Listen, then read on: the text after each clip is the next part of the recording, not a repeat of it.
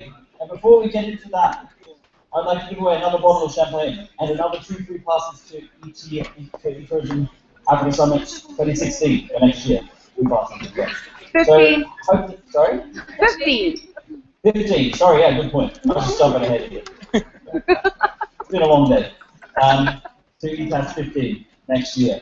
So hopefully we'll be making your bucket videos, and we'll see who gets the most likes on those tomorrow. But I want to give you another challenge as well. Not so simple as Twitter. This one also requires a bit of creativity. I like to see creativity in the challenges we give people. Like a lot of people, I spend a lot of time on the internet, particularly on YouTube, finding the most strange and random videos that I can find online. That's what I do when I'm in my spare time. And at times I compete with other people to see who can find the strangest things online. Where's Chad? Chad to that side. Chad and I happened upon this little treasure that I'm about to share with you. It's my favorite strange YouTube video. If any of you have seen this, it's a new exercise video. Like aerobics, all these things, Zumba, all of these things. But this one taps into an area that's never been exploited in the exercise industry, which is the art of prancing. Yes. So prancing apparently can do wonders for you if you learn the skills of Prancercise. That's it. Hello, it's me. You learn more about the Prancercise LLC. Now that Prancercise is in fashion, why not explore your passion? Have a partner take part and develop some fitness straight from the heart.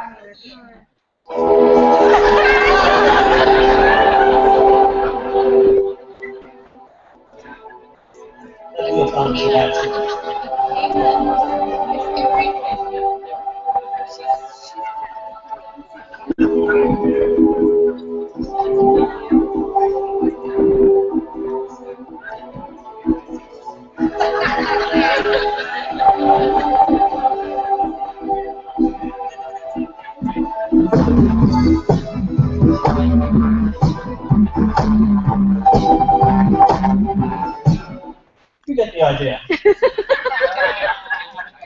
What I would like to see tomorrow is I want to see Paycam Prancercise. I would like you to shoot your own Prancercise video and put it on Facebook. And tomorrow the person who can show me a Prancercise video with the most likes will win another bottle of Residency and 2 free passes to next year's summit. So my overnight challenge for you is, please show me your Prancercise skills tomorrow.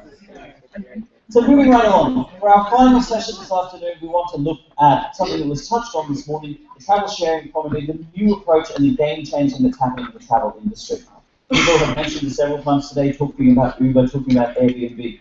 The real shift that's happening in terms of sharing of different forms of accommodation, different products. So we have 2 speakers this afternoon, both of whom work to some extent in this area.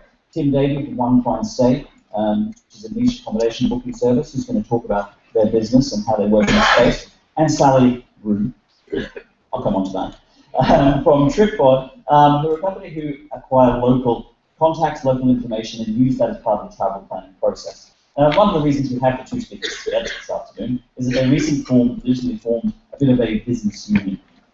Sally with TripAdvisor formed a much greater union when she was acquired recently by TripAdvisor and now working with their platform. But the so the applause that merger's going to get. But a much more inspiring merger that's happened between these 2 companies is that Sally and Tim were recently married. Just last month. Yeah. Now Sally told me a really interesting story the other night.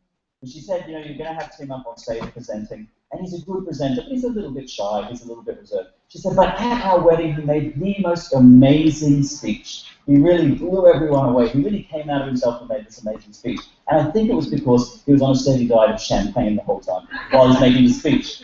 So, I figured that we could get the quality of the presentation up a bit this afternoon. So we have a freshly opened bottle of something here. So Tim, please, feel free. I'll pour for you to, throughout the course of your presentation, help yourself along and bring out your inner self. So please welcome the co-founder and head of product for One Fine Stay from the UK, Tim Davey.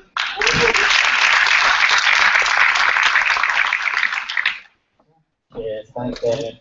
Oh yeah, please do. Thank you very much. I think during, I'll see if I can match my previous wedding speech. I think I got through an entire. Previous wedding. my tree is running. Yeah, the wedding speech. I think it was total a bottle and a half of champagne within. Oh, wow. Yeah, half hour. Yeah, so we'll see how we go with that. As Daniel mentioned, I'm Tim Davey, co-founder of a company called One Plane Stay, and I'll tell you a bit about that in a bit. First, before I do, I'm going to give you a brief history. Oh, amazing. Thank you very much. That's brilliant. I'm going to do this again. I'm going to give you a brief history of coffee, the coffee culture in the UK. So, in the UK, if you think about back 20 years ago, something like that, you could not get a guaranteed good coffee. In the UK, the culture was you go to the pub, you have a pint, you drink on stage. But then that was the culture. It didn't really have any kind of daytime. You'd have tea around a friend's house or something like that, but you couldn't guarantee to get a good coffee until something called Starbucks came in. The tag. And I guess, so apparently Starbucks aren't that fully fledged in South Africa yet. But there's, we have a quality, like Mug and Bean, I think, although that's a bit more of a restaurant. But when Starbucks came into the UK, when Starbucks came into the UK, it was around the time when everybody actually liked the TV show Friends, people actually liked the US, and it absolutely exploded into the UK. Literally on every street corner you would end up having a Starbucks, which was great if you're a complete coffee addict. And it's really amazing when you look back on it. Now, there's something called, and it's a generational thing, but the human race suffers from something called shifting baseline disorder, which basically means every new generation, they just get used to changes that happen. And so everything becomes a norm. And so now in the UK, it's completely the norm to have and go and have coffee. Until that point, it really, really wasn't possible just to go out and get a guaranteed good level of coffee. However, Starbucks suffered, and they were good. When they first came in, they were genuinely very good. However, they suffered very early on from competition, as you would do as a successful entrant into a new market. They suffered on two fronts. They suffered on the first front from other chains coming in and giving us guaranteed service in the same way, but at a much, much lower cost. And then the same, they also got competition from local providers. So these are really, really passionate people who really, really love their coffee, let's say, but haven't necessarily gone into buying into a franchise or something like that. They want to stay independent, and they want to produce one coffee shop or maybe two coffee shops at a time. And Starbucks, faced with this level of competition, ended up fighting that competition and feeling their market share dropping and their market prices dropping. And so what they did is they dehumanized Starbucks. They removed their staff, they detrained their staff, they added in espresso coffee machines, they just reduced the cost of all of their goods and consequently reduced the quality of their goods. And obviously that further harmed their market share and their market price. However, they're changing. There's a really interesting change that happened. About 5 years ago, they reintroduced their founding CEO. He came back in, and he's completely changing the way they think about Starbucks and think about it in terms of local. So what they're doing now, it's a very, very ambitious program, is they are completely refurbing all of their stores. They're shutting down vast quantities of them, and they're refurbing all of their stores using local architects, local furniture, local designs, local putting in local culture. That's a big part of it. So this is an example here of a store in New Orleans. And they've got local photos, like this used to be a musical, hence all the musical instruments. And if you think about it in terms of the chain, like from where it used to be, where everything was homogenous, everything was the same, they're taking quite a bold step because from a branding perspective, they no longer have that. And you look at that, you wouldn't necessarily think that was a Starbucks. And so they're releasing that whole. Instead, they're moving that brand into other areas. And the big kind of theme and takeaway of this is that globalization has kind of happened, and Starbucks has spread itself everywhere. It's kind of in a post-industrialized era, in that we are in a post-industrialized era, in that now you can guarantee to get a good coffee in most places in the world, in most major cities. And so now they need to compete in a different way, because as they increased their performance, the locals were forced to up their game too. But the bigger thing to take away from this is that it's not necessarily just the fact that they're going local. The local is a kind of is an indicator towards going towards a more personal experience, and that's what people want. So in Japan, for instance, they're redoing all of their stores in Japan with an architect called Kengo Fushi, right? And bringing in local Japanese culture, and that is so the local because the locals want to go to a local Starbucks coffee. They want to have it in their own style, their own culture. And people going to these areas want to have it in their own style, their own culture. So, why am I talking about coffee? This is a general trend. So, Starbucks call it mass customization, but that's very much like a corporate head down. That's what they think about it as being. They think about it as being mass customization from their perspective. Customers used to want quality assurance. That's why people originally kind of went to Starbucks. They can guarantee to get a good coffee. However, that's changed. People expect a good coffee. It's relatively easy to produce a good coffee with good service, and so people now expect that. And so what people want now is a personal experience, especially in a changing world where everything's becoming far more digital. You're necessarily our individual connections are getting much further apart, but also all of our experiences are personalized. We go online and we have a personalized experience. Shop online, it's a personalized experience for showing all these individual things. And if you think about it in terms of Maslow's hierarchy, it kind of makes sense too. I'll come to that in a second. If you think about it again in terms of the hotel chains, up until recently, so say 100 years ago, I could not have put a pin in a map and gone, I want to stay anywhere in the world and be guaranteed to have a great night too. Bed bug free, I can drink good water, I can have air conditioning, whatever it is. And hotel chains like Hilton and Marriott did a fantastic job of going all across the world and us going, great, now I can go and stay anywhere I want in the world and guaranteed to have a good service. However, again, we kind of take this for granted. But that same trend is happening, although much slower in accommodation. It's people no longer want to stay in the same hotel room. They want a much more personalized experience. They want an experience which is moving up the Maslow's hierarchy. So at the bottom of the hierarchy, you've got safety, that's great. And above that, you've got comfort. But now we've got comfort. And the layer above that is community, it's self-actualization. People want to be able to connect with the brands and connect with locals where they're staying. They want to connect with the personality. And that's where there's this rise of boutiques. There's never been a better time to be a boutique hotel, an independent hotel, because it's so easy to get your names out there. You've got great brands like Mr. Smith or BTBs or Knightsbridge to do your bookings online, and it's so much easier now to get trust online through people like TripAdvisor and all that. So why am I interested in this? So One Fine Stay, finally get One Fine Stay. One Fine Stay, what we do is we take people's high-end homes and we turn kind of homeowners into hoteliers, or we do the hoteliering for them. So guests, for instance, they get all the luxuries and that expected quality of being in a hotel. So they get all of the absolutely spotless homes. They get the good linen, and they get all the rest of it. Anything you should expect from a hotel. But from a homeowner's perspective, it's kind of a bit more of a lifestyle choice. So they leave their home, or they sign up with us, and then from their perspective, they just say, I'm going away, they leave their home. We then do everything on the guest side, completely hassle-free. When they come home to a cleaner home, and check.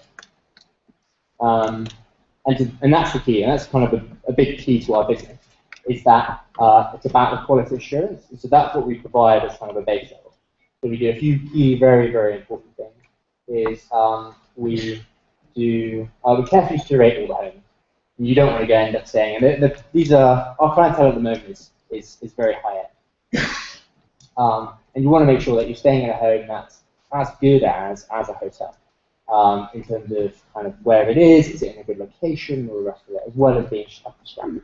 You don't want one that has this kind of like creaks in the door or anything like that.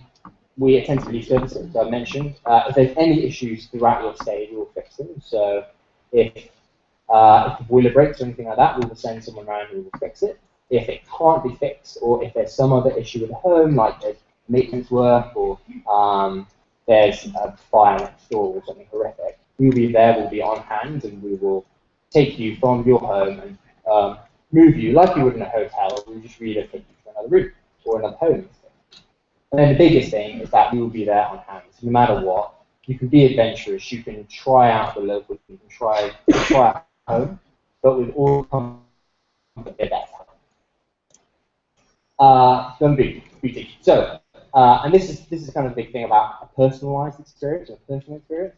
So, with people really wanting to kind of, and this is again around the local part, people want to now have something that is as quality as a hotel, but have that personal connection with their stay, something unique. But that's the thing, is it's kind of beyond unique, right? People want a personal experience which is beyond just their stay, and beyond what anything of their friends are going to have or anything like that. They want to really connect with the locals in their area. There's nothing more personal than staying in somebody's actual home, and that's what we've got here.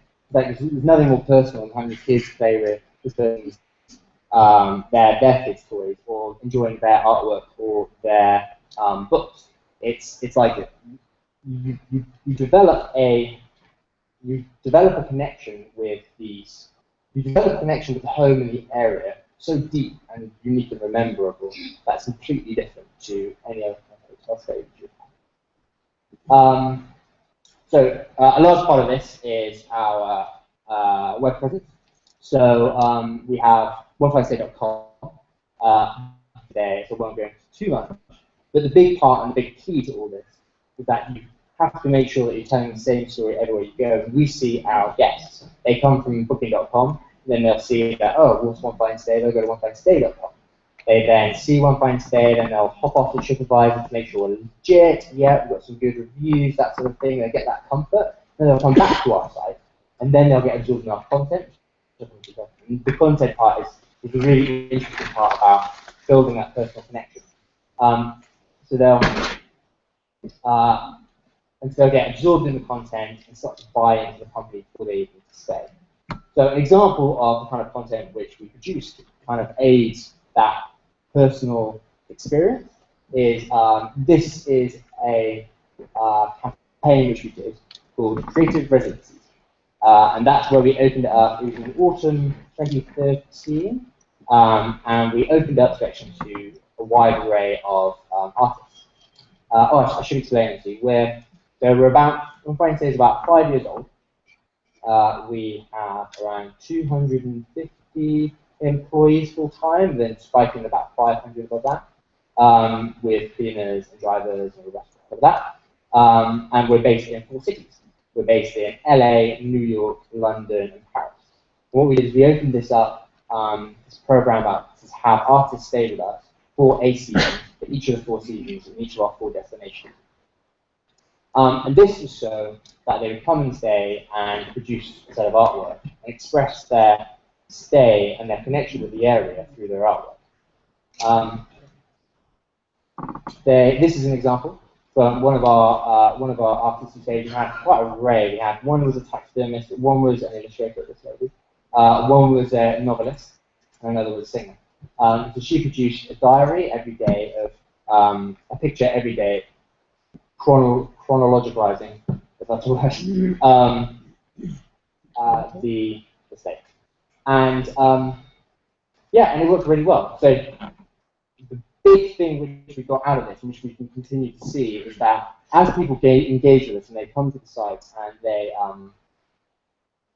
and they say they come after they've come from TripAdvisor and they've gone, these guys are great, they start to buy into the brand before they stay with us. They start building that personal connection through the eyes of other people, because they start to see, and that's the whole point of this Artists in Residencies program, is that they begin to see their stay and they begin to see the local area through the eyes of somebody else. And they can then begin to imagine themselves in that same location. This is another one we did called Home Cooked Dinners. And this is where we've got 13 events in LA, and we had a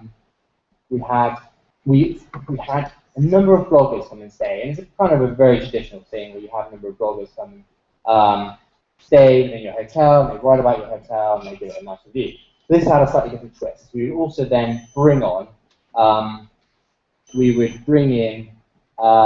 chefs and put on events within the homes. They wouldn't necessarily stay in the homes, but again, this is about building that personal connection, that personal touch with these people. So what we would do is we would hold either a dinner and ask the bloggers to also invite their friends along, so it's more casual atmosphere, and they again have it as a group sharing experience.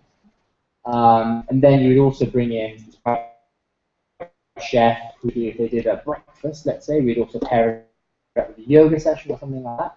But the big key which we had to this is that we also included a number of our staff members to go along, which I massively encourage you to do if you're a hotelier. So like, if a blogger comes in, make sure you build that connection with them from a brand perspective, so they buy into your company as much as the people as just purely the building or the surroundings. And yeah, if you take away anything personal, definitely take it personal. And it's all about getting local, and as Starbucks is showing, the trend is to go local and to make sure you connect with your customers and get them to tell the story. That's it.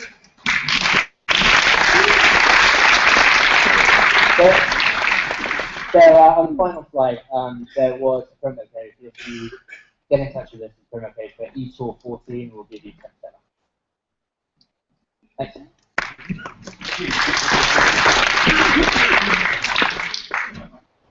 Okay, thank you very much. Moving right along in the family. So Sally Broom, or should I now say Sally Davey, founder, yes, CEO, yes, of Tripboard, take a very different approach in terms of accessing content for travel planning. As opposed to reviews and content from travelers, they focus on the use of local knowledge and local information by creating a network of what they call trip boards, local experts that can help people in the trip planning and make suggestions and referrals along the way. As I mentioned, recently acquired by TripAdvisor to become part of their travel planning platform. So Sally's here to talk about Tripboard today, what they do, and about their future working together with TripAdvisor. So please welcome also from the UK, Sally Broom-Davey, whatever you're doing.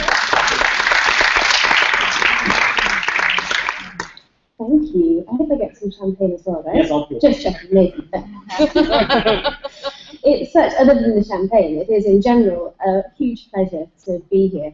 I'm a massive fan of this conference, the team behind it, and the ethos of what it's about, making various digital tools and initiatives available to everybody so we can all compete on this massive global stage, right? I first came to Cape Town for this very conference in 2011. And on my way over here, I was reflecting on the memories, really, from that trip. Ah, thank you. Nice. Cheers, there we go. I was reflecting on the memories from that fantastic trip. Oh, that's not open. It's so clear. It's like it's open. And I haven't even had a drink yet. Or so they think. Yeah. Reflecting on the memories from that wonderful trip, and what really came to me was that every single special memory involved a person. So I can't remember the name of the hotel. Well, this is going to be just as dramatic. I'll leave it. Sorry, stiletto is not good on the stage. So yeah, I couldn't remember the name of the hotel where I stayed, but I can remember Innocent, who was the amazing guy on reception, who took great care of me during my stay, and we still keep in touch, and we Skype every year on our shared birthday. And I remember the incredible tour I did in Langer, and most of all, I remember the truly inspirational entrepreneur I met that day, Saviwe, who was absolutely rightly showcased on this stage earlier today, and I sure as anything remember the Happy Feet kids, who I also met that day, and made a great impact on me, and I remain an avid fan of theirs, following them on Facebook. And I think this is really what I've come to realise and believe very strongly over the last 7 years of building TripAdvisor is that travel is all about people. Yes, we're here to talk about technology, and we're here to talk about all sorts of digital tools that empower us, but behind those tools, we are people, and consumers are people too. And we need to connect, we need to remember that we have a voice, and our customers want to hear that. And I want to hopefully finish my presentation today talking about why that could be a major competitive advantage for all of us in this room who have built or are building small businesses. But first, I just want to, for anybody who's not really very familiar with TripAdvisor, I wanted to whiz through a bit of background as to how it comes to be that I'm standing here today, and then talk a little bit about what we're working on right now, that we are part of this behemoth, that is TripAdvisor, and then a little nod to the future. And I should say that completely accidentally, Tim and I are talking about quite similar themes, but we didn't realise it, so yeah, this should hopefully follow quite nicely. There's this really fun tool online called the Wayback Machine, if you've used it. Really cool, you can go and dig up old web pages from the past. So I did that last week. It was quite fun. This is the first version of the business that I started way back in 2007. This was it, Your Safe Planet Limited. What I wanted to do was find a way to connect, at that point, young travellers, often gap year travellers, with trusted local people. I was really, really frustrated by the growth in unethical middlemen who are very willing to take advantage of young, naive travellers, take thousands of pounds off them, and send them all over the world, often to really unethical volunteering projects. I hadn't had any background in travel whatsoever. I was destined for a law career, but this really got my goat. So I thought, instead of law school, I'm going to try and do something about this. So I launched this website and started to build this global network of trusted and vetted local experts who I could connect these quite young travellers with, and in turn, they could connect those travellers to genuine local projects. And instead of that traveller giving £6,000–7,000 to a volunteerism company, they could give it directly to a local charity and really make a massive difference. And that was great. We had some fantastic success in the early days, some really, really great case studies. But the problem, of course, was that we didn't really make a huge amount of money doing it. The whole point was to take all the money we possibly could and get it into the destination, because I discovered when I was researching and building the foundations for the business that in some parts of the world there is up to 97% economic leakage. So $97 in every 100 never even make it to the destination. And that just knocked me sideways. I couldn't believe that that was the case. Having not been from the tourism industry, I didn't realise what a problem this was. And then it suddenly hit home, and I realised, yeah, there are these incredible destinations that are huge tourism resorts, and yet the local community is still living in abject poverty. Okay, this is starting to make sense. So my goal was to kind of divert all the money locally and not really keep any for myself. So we did really well with Your Safe Planet, but decided after a couple of years it was time to do something that would actually pay me a living wage. Again, sorry, this is from the Wayback Machine, hence why the middle image is missing. But by this point, 2 years on, we had this global network of awesome local people who were so utterly passionate, still today, utterly passionate about where they live and wanted to help travellers plan their trips. So we created a service. Obviously, there were tons of communities around at the time, from TripAdvisor to Couchsurfing to a plethora of others. But we wanted to deliver a service that was completely guaranteed. We will connect you with a trusted local who will, for a fee, help you plan your trip, and therefore the advice they give you is completely impartial. And it looks a bit clunky, this site now, but I'm actually really proud of it, because we have this really cool online travel planning dashboard where you could collaborate directly with your trip board on this awesome, unique plan that was just for you. And we even had an app. We had an iPhone app in 2009. Nobody used it, but hey, we had an app. And I think that was one of the problems. We were a bit ahead of our time, really. This was a great product, and my word, when people used it, it worked beautifully. But as we all know, travel is a game of distribution. And if you're not playing the distribution game, you're not in the game at all. And we realised this, and I think lots and lots of startups do. They create some great early test results, and they're like, how do I now actually get to market and scale this thing? So we had to kind of take a little sidestep, and this happened early 2012. And funny enough, I was here in September 2011 and gave this audience the first preview of what became the TripAdvisor marketplace. So this was when Airbnb and the sharing economy was just starting to really motor. It was getting quite an exciting space. So we took that model of an online marketplace and applied it to TripAdvisor, and allowed TripAdvisor to create their own shops and promote themselves, not just for their travel planning services, but also for local experiences. And finally, we could talk to bigger distributors about our product, because we finally fitted into the tours and activities vertical, or there, just about. So we started these conversations with OTAs, airlines, hotels, and said, look, we have this great product, do you want to distribute it? And through those conversations, we learned something that I just found staggering. And that was that these are massive brands, lots of household names, really big marketing budgets, and they were having a real nightmare trying to get their brands recognized. They were really, really struggling to stand out in the increasingly crowded marketplace because of the plethora of companies coming to market with new products and growing those inventories. Increasingly, the big brands were really, really struggling, and this just blew me away because I thought, you've got a multi-million-pound marketing budget, how can you be struggling? And they were saying, we are. We're really struggling to get our brand known for anything other than just competing on price. And when we do get customers, we're struggling to retain them and make them loyal to us. And then we're struggling to find out who they are and what they want, and so we can effectively market. So can you guys, TripAdvisor, please produce a product that we can really simply integrate into our user experience that can help make a difference? And we said, sure, we'll try something. We'll start with something really simple and see how it goes. And when I say simple, I mean as simple as it gets. This is a PDF. It was a PDF that, through various partners, we would send to a customer after a booking. It's created by a TripAdvisor, and in it are recommendations for that traveller, just for them, just for that trip.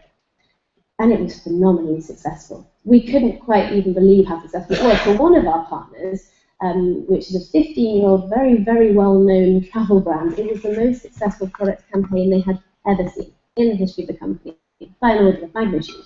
And it was a PDF in an email. But what we kept hearing when we would ask the customers, what was it about this product that you loved? They said, it made me feel that you cared about me. It had my name on it, you know my name, and you actually want to do something for me. You care about my having a good experience. It was like, this is not rocket science. This is something anybody can do.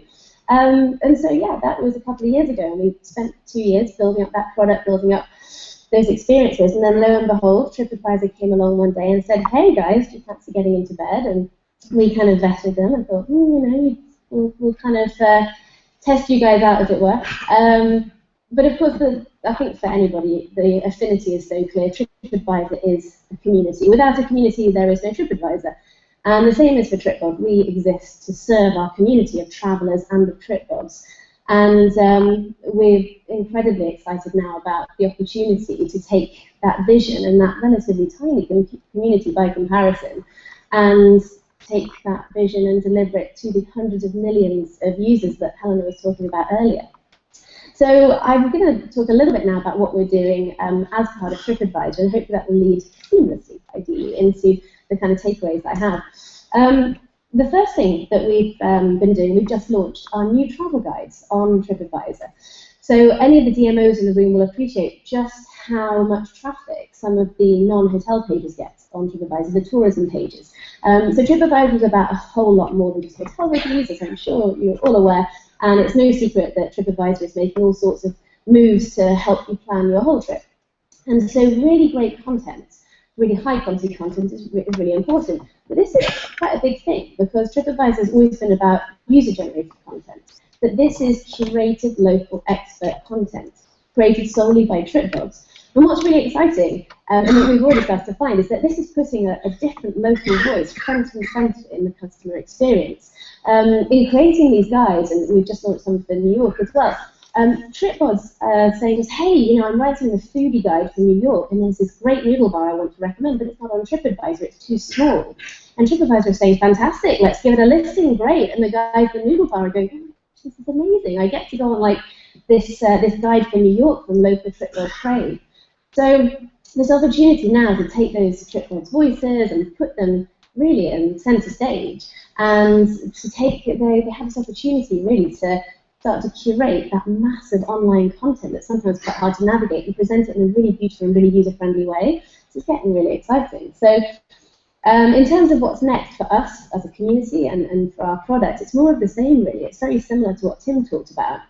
TripAdvisor is huge, it's massive, and it does a phenomenal job. But there's an opportunity to start adding an element of curation through the traveller experience. That little bit of kind of expert voice bubbling to the top when you think, I just can't read so many reviews about this incredibly popular place. I just want a few nuggets that are right for me because I'm traveling with my family to Cape Town next week, for example. So we're going to be focusing a lot on that curated content side of things and also on personalization. And again, you see it across TripAdvisor in a ton of different features.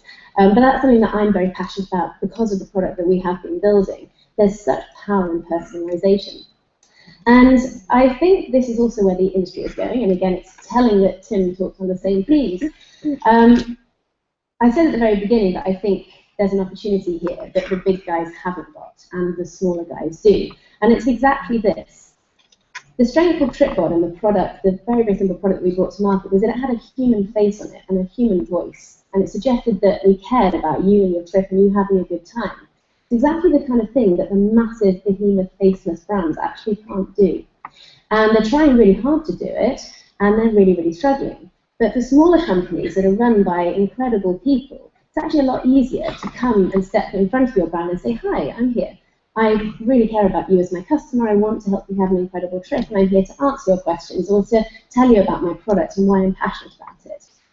And I feel that there is this kind of shift, this kind of sea change happening, because there was a kind of indication of this a few months ago in Europe, when Ryanair, who many of you will know, is a leading low-cost airline in Europe, and they will offer you absolutely the lowest cost flights, but with zero customer service. And Michael O'Leary, the CEO, is very proud of that, very staunch about the fact that we give you the best prices and do not expect any customer service from us. You know, go elsewhere if you want customer service. We don't care about that. We just want your money.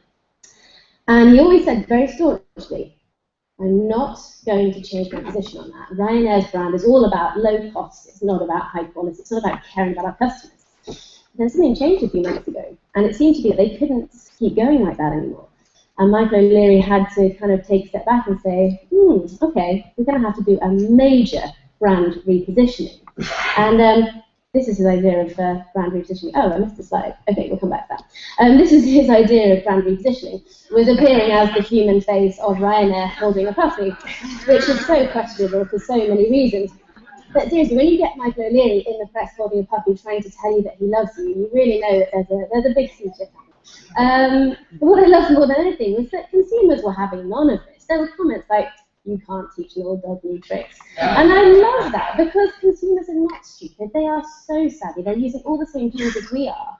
And again, it's a major benefit for the smaller innovators, the disruptors, because customers can see when you really care about your product, you really care about them, because they've got a ton of tools to tell if you do care. I'm going to hop back to the other slide, which was just coming back to the theme of the conference around rethinking travel. Totally similar to what we were just talking about with Tim. Moving away from the mass and towards the personal. Customers have so much choice. They're looking for the person who bubbles up and stands out for them, who offers them that little bit extra.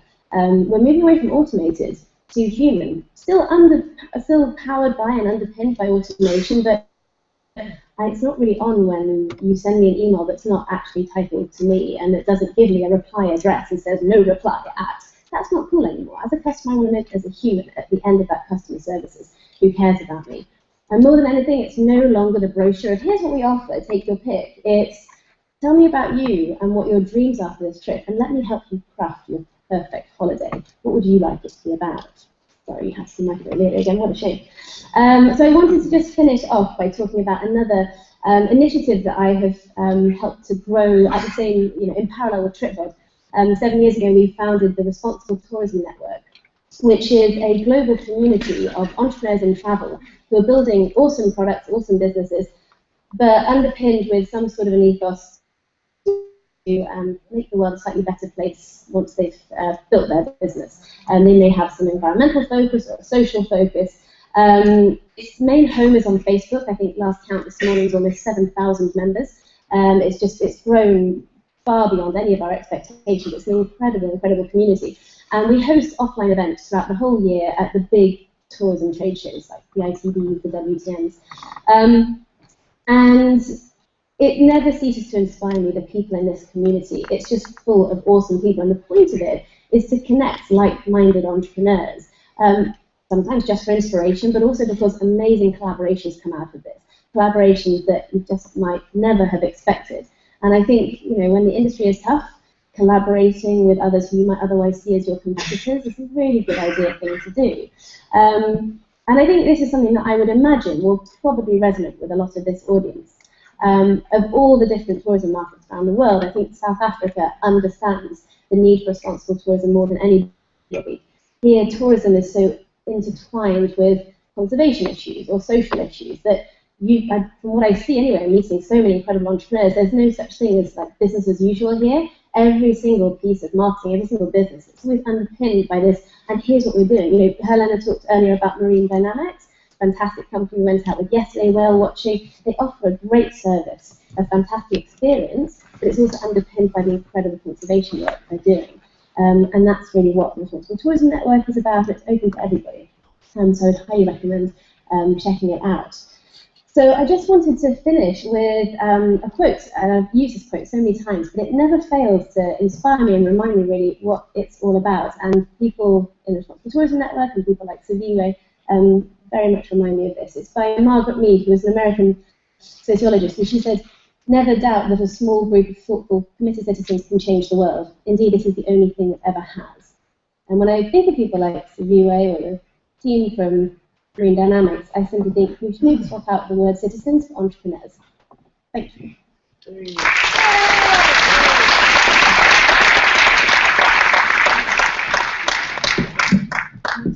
Thank you, Sally. Yes, any questions for Sally and Tim? Well, we've got next. We do have a little bit of time before we hit slides. So for either Sally and Tim, any immediate questions? No? Okay, we'll be addressing them to you. If they see you tomorrow or tonight at Travel Massive. So thank you, everybody. We've wrapped today up nicely on time, which is great. We look forward to seeing everybody back here at 9 tomorrow, right on the dot, to get started with our first session tomorrow morning. We've got another great lineup of speakers all day tomorrow, and our Social Media Toolbox seminar in the afternoon as well. So we hope to see all of you at the Travel Massive event tonight. If you haven't registered for that, as we said, go to travelmassive.com, click on the Cape Town event, and you can get free tickets from there. If you want to get to the Travel Massive event tonight, Uber have offered us a special 200 Rand off discount. You just need to use the code, which is the ETAS hashtag, when you book your Uber trip. Let me just pull that up for you to confirm that that code that was just sent through to me. SA Tourism. Oh, it's not. Sorry, it's SA Tourism. Yes, it's all caps SA Tourism is the discount code. So if you're using Uber to book a ride to Travel Massive tonight, use SA Tourism, all in caps, for a 200 Rand discount on your fare. So thank you very much again for your time. As I said, we look forward to seeing you back here at 9 o'clock tomorrow morning, right on time. So thanks for your time, and if you're traveling anywhere, have a safe trip home, and thank you again. See you tomorrow.